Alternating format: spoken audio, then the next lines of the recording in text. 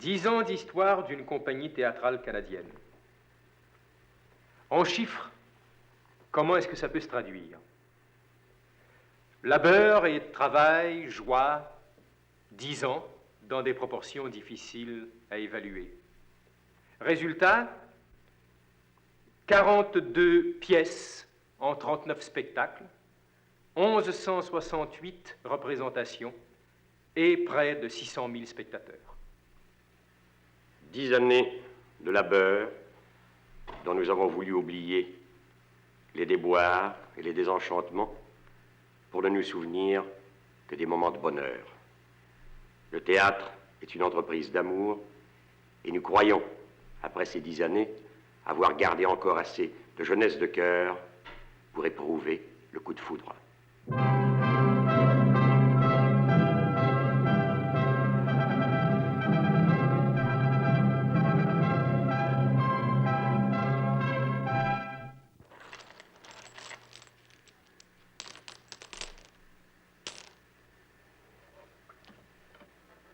Le 9 octobre 1951, vers 11h15 du soir,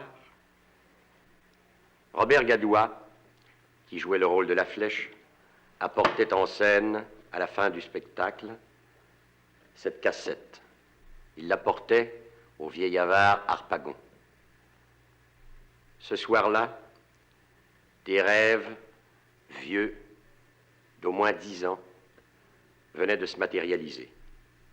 Ce soir-là, une compagnie de théâtre venait de naître. C'était le théâtre du Nouveau Monde. Pourquoi avions-nous choisi Molière? Nous avions choisi Molière parce que, pour nous, Molière représentait ce qu'il y avait de plus exigeant et de plus beau dans le théâtre français. Molière est corps, âme, sang, souffle, rythme, ce que le théâtre français a de meilleur et de plus grand.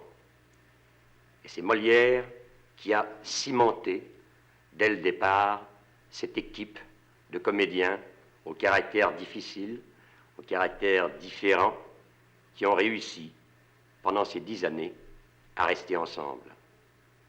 Pourquoi nous avions monté l'avare de Molière?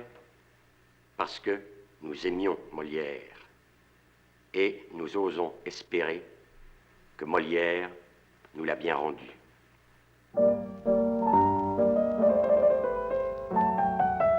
Oh, mon Dieu, que vous vous portez bien. Et que vous avez là un vrai visage de santé. Qui? Moi? Jamais je ne vous vis un teint si frais et si gaillard. Tout bon? Comment? Vous n'avez de votre vie été si jeune que vous êtes, et je vois des gens de 25 ans qui sont plus vieux que vous. Cependant, Frosine, j'en ai 60 bien comptés. Eh bien, qu'est-ce que cela, 60 ans? Voilà bien 3. C'est la fleur de l'âge, cela. Et vous entrez maintenant dans la belle saison de l'homme. Il est vrai, mais 20 années de moins pourtant ne me ferait point de mal que je crois.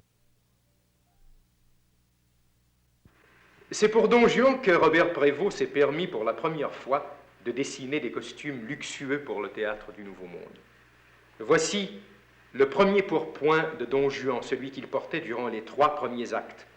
Il est en velours rouge. Il est un peu fatigué maintenant, il a beaucoup joué, il est dans l'armoire aux costumes depuis 8 ans, mais je crois quand même qu'avec la magie du théâtre, il ferait encore un très bel effet sur scène. C'est un pourpoint qui me rappelle des souvenirs, évidemment, des souvenirs de genres différents, des souvenirs d'émerveillement, bien sûr, mais également des souvenirs d'angoisse. Évidemment, on ne s'attaque pas à Don Juan sans une certaine angoisse, ou devrais-je dire sans une angoisse certaine. C'est une pièce qui a tenté tous les hommes de théâtre, qui a tenté les plus grands comédiens, les derniers en date, Jouvet, de Bucourt, Villard. Nous avions alors un peu plus de 2 ans, c'était en 1954, au milieu de notre 3e saison. Nous étions téméraires. Je crois qu'au théâtre, il faut l'être toujours un peu, avec constance. Nous avons décidé de mettre Don Juan à notre répertoire. Les répétitions de Don Juan me rappellent des souvenirs de travail ardu. La prose de Molière est une des plus belles qui soit, c'est connu. Mais c'est une prose extrêmement exigeante, rigoureuse. Le comédien doit répéter pendant des semaines et des semaines avant de devenir un peu libre dans cette prose. En plus, dans Don Juan, les personnages sont particulièrement complexes, les rapports entre les personnages sont complexes, si bien que les répétitions du genre de celles de Don Juan sont des répétitions qui peuvent devenir facilement décourageantes, on piétine pendant longtemps. Et puis, soudain, il y a l'étincelle. En plus, dans Don Juan, le côté technique est compliqué. Il y a plusieurs lieux scéniques. De la façon dont nous avions conçu la production de Don Juan, il y avait plusieurs changements de décor. Nous jouions alors sur la scène du Jésus, qui est d'équipement relativement pauvre, et je me rappelle, et ça ce sont les souvenirs d'angoisse, je me rappelle la répétition générale comme un cauchemar. Je me rappelle que rien n'avait marché.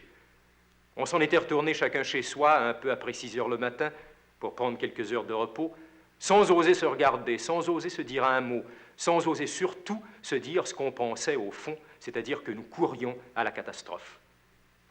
Je me rappelle comme si c'était hier. Et puis durant la journée, on a organisé des répétitions techniques, et brusquement, vers 7 heures le soir, il s'est établi un calme. Chacun est redevenu maître de soi. On doutait, évidemment. On se disait, ça ne marchera pas, mais quand même, on voulait donner le change. Et lorsque le rideau s'est ouvert, le miracle s'est produit. Encore une fois, je dis bien encore une fois, car il se produit souvent, mais cette fois-là, c'était un miracle vraiment exceptionnel.